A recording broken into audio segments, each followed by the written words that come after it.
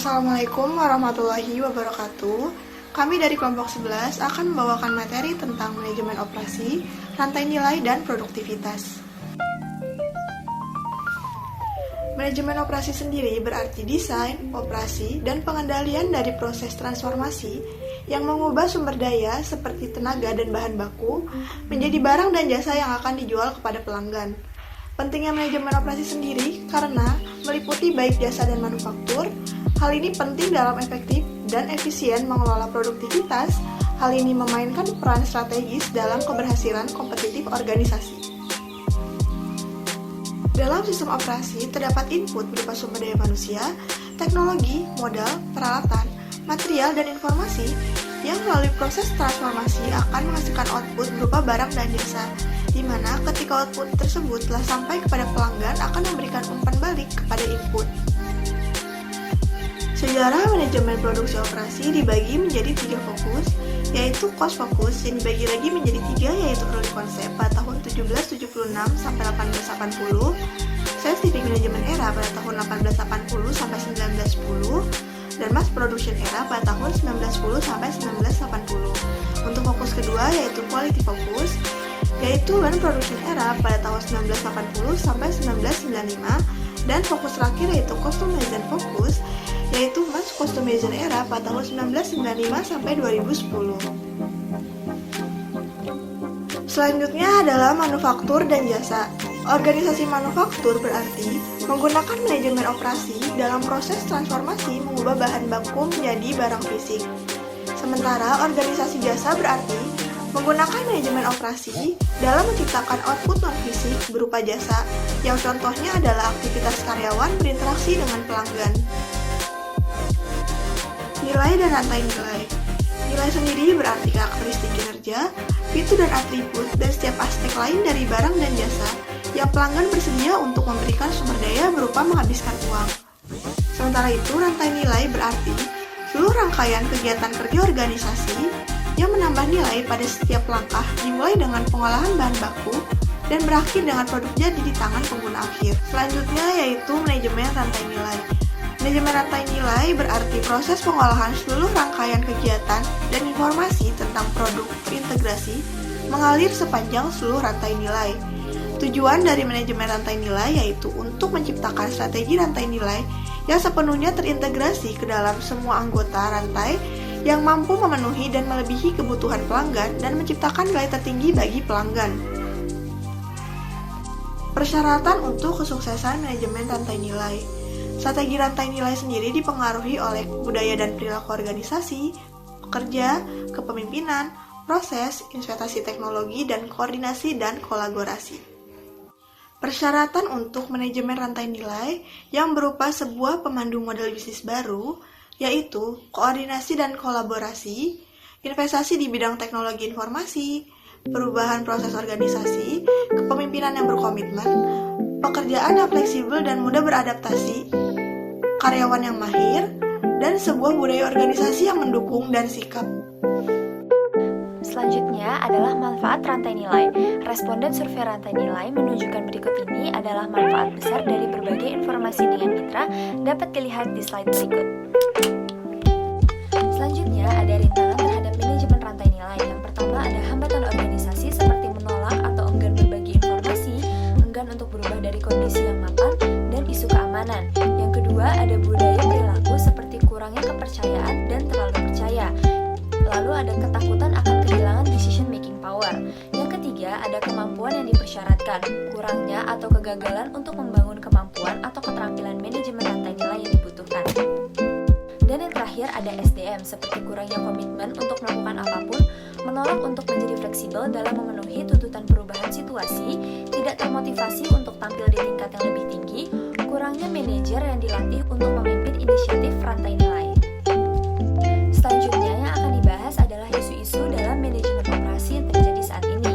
Yang pertama ada peran teknologi dan manufaktur, peningkatan otomatisasi dan integrasi fasilitas produksi dengan sistem bisnis untuk meningkatkan biaya, seperti pemilihan prediktif, diagnosis jarak jauh, dan utilitas penghematan biaya. Yang kedua ada konsep kualitas, kemampuan suatu produk atau jasa untuk andal melakukan apa yang seharusnya dilakukan dan untuk memenuhi harapan pelanggan. Isu yang selanjutnya adalah kualitas inisiatif seperti perencanaan untuk kualitas, mengorganisasi dan memimpin untuk kualitas, dan mengontrol kualitas. Dan yang selanjutnya ada tujuan kualitas seperti sertifikasi ISO 9000 dan standar Six Sigma. Selanjutnya adalah dimensi kualitas produk. Yang pertama ada kinerja, yaitu karakteristik operasi. Yang kedua ada fitur, yaitu karakteristik khusus yang penting.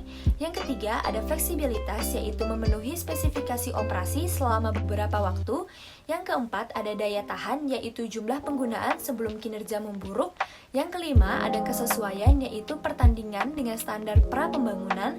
Yang keenam ada servisiabilitas, yaitu kemudahan dan kecepatan perbaikan atau layanan normal. Yang ketujuh ada estetika, yaitu bagaimana produk terlihat dan terasa. Yang kedelapan ada persepsi kualitas, yaitu penilaian subjektif dari karakteristik atau citra produk.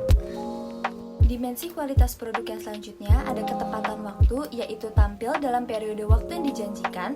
Yang kedua ada courtesy, yaitu dilakukan dengan riang.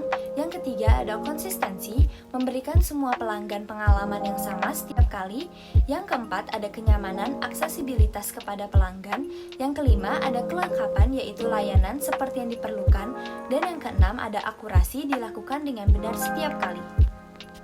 Selanjutnya masih mengenai isu-isu yang terjadi. Yang pertama ada kustomisasi massal, yaitu sebuah konsep design to order yang menyediakan konsumen dengan produk kapan, di mana dan bagaimana mereka menginginkannya. Membuat pengguna teknologi maju dalam mengembangkan teknik manufaktur yang fleksibel dan terlibat dalam dialog terus-menerus dengan pelanggan.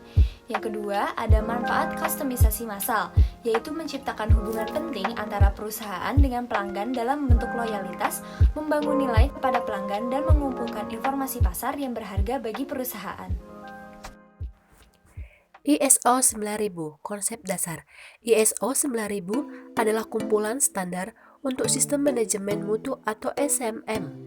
ISO 9000 yang dirumuskan oleh TC 176 ISO, yaitu organisasi internasional di bidang standarisasi. ISO atau TC inilah yang bertanggung jawab untuk standar-standar sistem manajemen mutu. ISO atau TC 176 menetapkan siklus peninjauan ulang setiap 5 tahun guna menjamin bahwa standar-standar ISO 9000 akan menjadi up-to-date dan relevan untuk organisasi. Revisi terhadap standar ISO 9000 telah dilakukan pada tahun 1994, tahun 2000, dan tahun 2008. Adanya satu set prosedur yang mencakup semua proses penting dalam bisnis. Adanya pengawasan dalam proses pembuatan untuk memastikan bahwa sistem menghasilkan produk-produk berkualitas. Tersimpannya data dan arsip penting dengan baik. Adanya pemeriksaan barang yang telah diproduksi untuk mencari unit-unit yang rusak, dengan disertai tindakan perbaikan yang benar apabila dibutuhkan. Secara teratur meninjau keefektifan tiap-tiap proses dan sistem kualitas itu sendiri.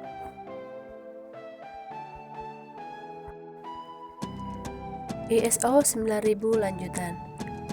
Masih banyak lagi standar yang termasuk dalam kumpulan ISO 9000, di mana banyak juga diantaranya yang tidak menyebutkan nomor ISO 900 kali. Beberapa standar dalam area ISO 10000 masih dianggap sebagai bagian dari kumpulan ISO 9000. Sebagai contoh, ISO 10007 banding dengan 1995. Sebagai catatan, ISO 9001, ISO 9002, dan ISO 9003 pada versi tahun 2008 telah diintegrasikan menjadi ISO 9001. Six Sigma, konsep dasar.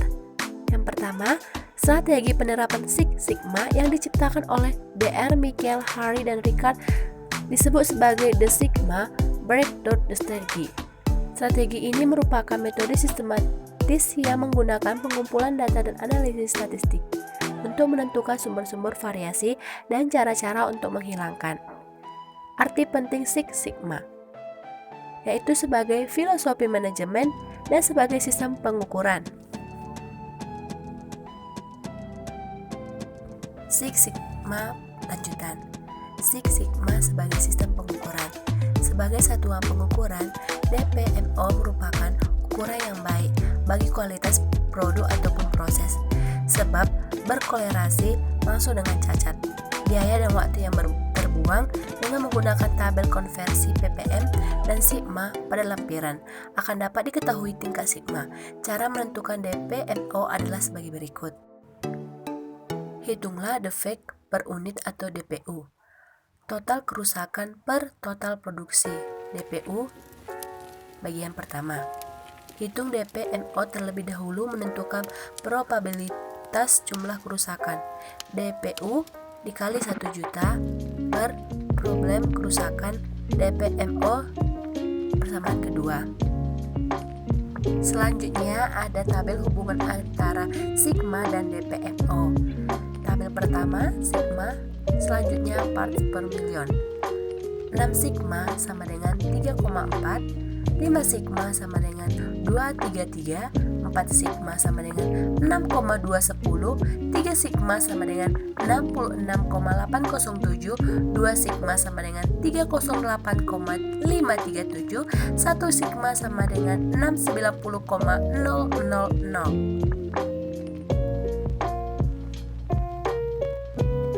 Keuntungan penerapan Six Sigma.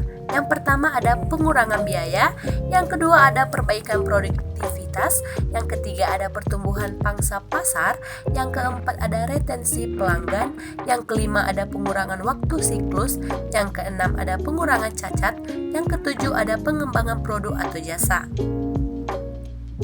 Metode atau alat-alat yang digunakan dalam Six Sigma.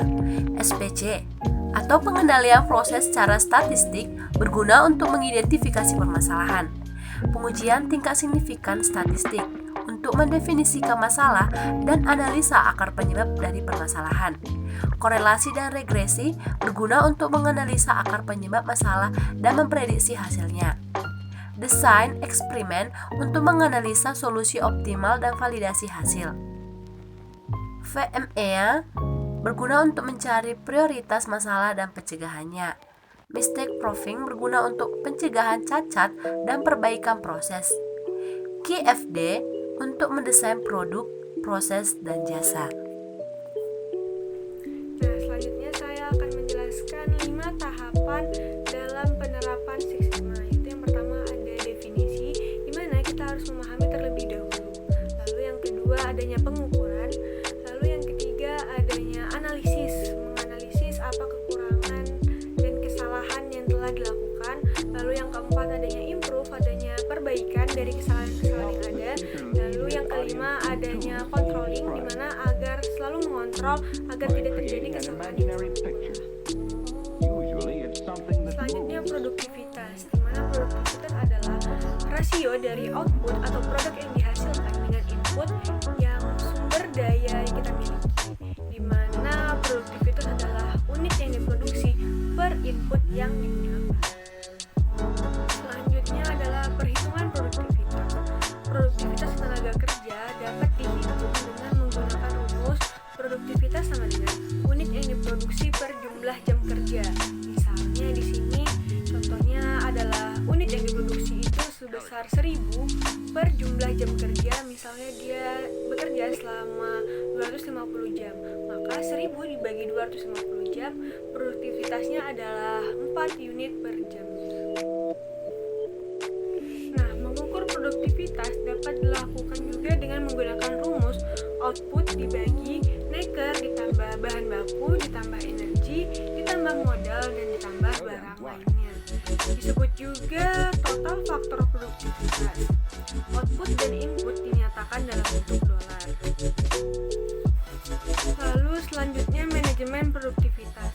Produktivitas adalah output keseluruhan barang atau jasa yang dihasilkan dibagi dengan input yang dibutuhkan untuk menghasilkan output tersebut. Sebuah komposit orang dan variabel operasi. Manfaat dari peningkatan produktivitas adalah yang pertama, pertumbuhan ekonomi dan pembangunan, yang kedua, upah lebih tinggi dan keuntungan tanpa inflasi, yang ketiga adalah peningkatan kemampuan kompetitif karena biaya yang lebih rendah. Kemudian ada 14 poin Deming untuk peningkatan produktivitas.